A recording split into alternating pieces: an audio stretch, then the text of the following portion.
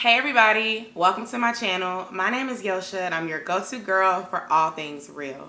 Today's video is going to talk about toxic family members. Often when people think of toxic relationships, they often talk about their friends or even their partners romantically, but you don't always hear about how to cope with toxic family members and what you should do when the people that are in your life because of blood are toxic and not good for you. Whether somebody is your family member or not, you have to protect your peace. You have to protect your happiness. If it puts your mental health at risk, if it puts your freedom at risk, if it puts you in a compromising situation, then really think about it and understand that it is okay to love those relatives from a distance. So I'm actually going to start with two examples and kind of share about some things that I went through. And then from there, I'm going to give you advice on what you should do. So the first situation was with my older sister. She's no longer living because she battled cancer and she's no longer here. But several years ago, she was dealing with a toxic relationship. Her partner was just not a good fit for her.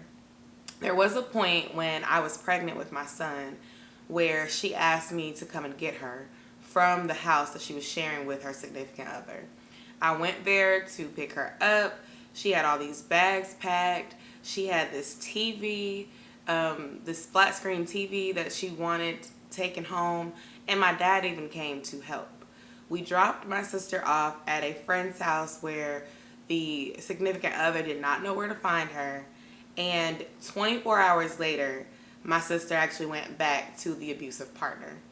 Prior to that happening, my sister ended up borrowing money from me, and I was actually pregnant. I gave her the money. She was supposed to give it back. That didn't happen.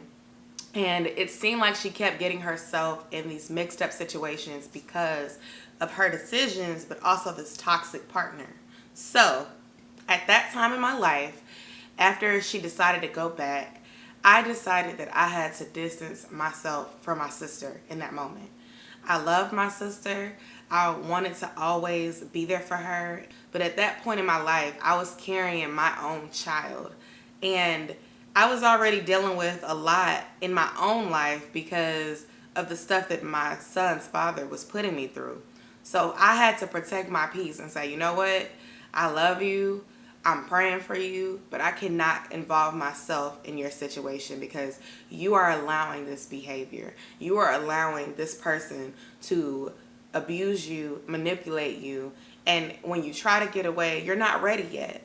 And honestly, a lot of times when relationships are going sour, when relationships are toxic, when you are in love, you're not going to be able to just let it go. You have to be ready. It doesn't matter if dad says you need to let it go, mom says you need to let it go, all your friends say you got to let it go. If you're not ready to let that toxic relationship go, then you're not going to. But understand that in that situation, when you don't value your own self, your own livelihood, your own safety, then the people around you can choose to act accordingly. So that's one example.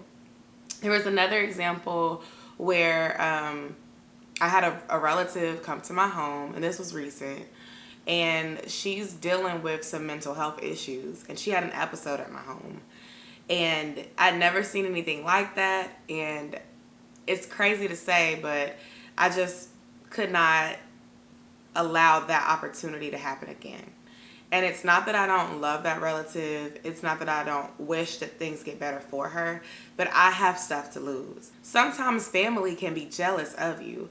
Like, if you want to bring the Bible into it, you can think of the brothers, Cain and Abel.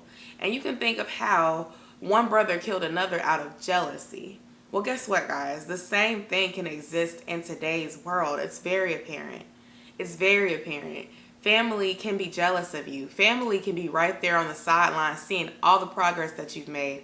And they can be upset that they haven't made that progress too. And instead of being inspired by you, wanting to do what you're doing because they see the positive of it, they start focusing on why they can't have it, why they haven't got there, well, she don't deserve it anyway because of this. He don't deserve it anyway because he messed up here. And you got to watch out for those type of people. So I'm going to get into some signs of a toxic person. And the first thing that you need to look at is how that person treats themselves. You know, I'm not saying that you can't dress down sometimes, but if somebody is constantly putting themselves in situations that risk their freedom, that puts them in danger, if you're seeing them make decisions that can get them locked up, then maybe that person doesn't necessarily have the mental capacity to handle you or it's caring about you. Like, if a person doesn't care about themselves, there's no way that they can care about you. And that is the truth. I know it hurts and it sucks to think of it that way, but I bring it back to my toxic relationship with my son's dad. When we were together, he kept going to jail. He kept going in and out of jail for making different decisions, doing different things with different people. When he'd get out, he'd fix it for a little while. He'd go right back to the same people and end up in the same situation. I mean, literally from the time that we were like 15 and 16 up until the time when I was like 22, he was going in and out. He missed like over half of the first year of Josiah's life because he got locked up, because he was making poor decisions. Not only was he cheating on me while I was pregnant, but he was out there living his best life in these streets, doing things that he didn't have no business doing, and got himself locked up for a whole 13 months. After I was like 4 months pregnant, that's when he went in. So I'm saying that to say, like, looking back in hindsight, over 5 years later, that was a toxic relationship. I was a codependent person, and I allowed and excused that toxic behavior, thinking that if I love on him, he's going to see that and love himself. But the first step with anybody is to love yourself. I had a toxic trait myself for allowing that behavior, for allowing someone to cheat on me, for allowing someone to treat me less than I deserve, because I didn't think I deserved it, so I didn't require it. So once you start to love yourself more, once you start to understand what you need in your life, everything that goes against that will not be allowed in your presence. When you have a specific goal in mind, you're going to be determined to reach it. Let's get out of toxic family for a while and toxic relationships and just talk about weight loss. When you're not serious about weight loss, when you're not ready to commit to weight loss, you will find every excuse not to do what you're supposed to do. You'll literally cheat when you're around your friends. If your friends are having a party, there's drinks there, you're going to be the first one at the bar pouring up. Well, this is my cheat meal. This is my day.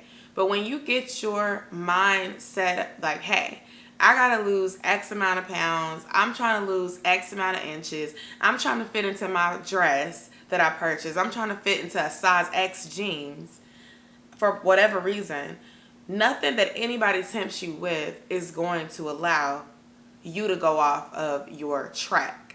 Matter of fact, there's going to be times where you're like, you know what? I already know that this type of behavior is going to be happening over there, so I'm not going.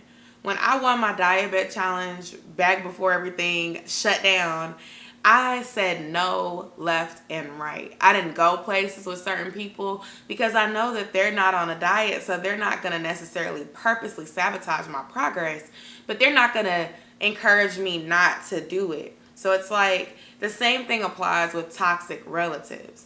If you are trying to get better in your life and they do not desire better, they may not encourage you to do better because they don't want better. They want you to stay on the level that you are at, because then you won't have time to deal with them and their shenanigans anymore if you elevate. Sometimes people are really protective over their moms.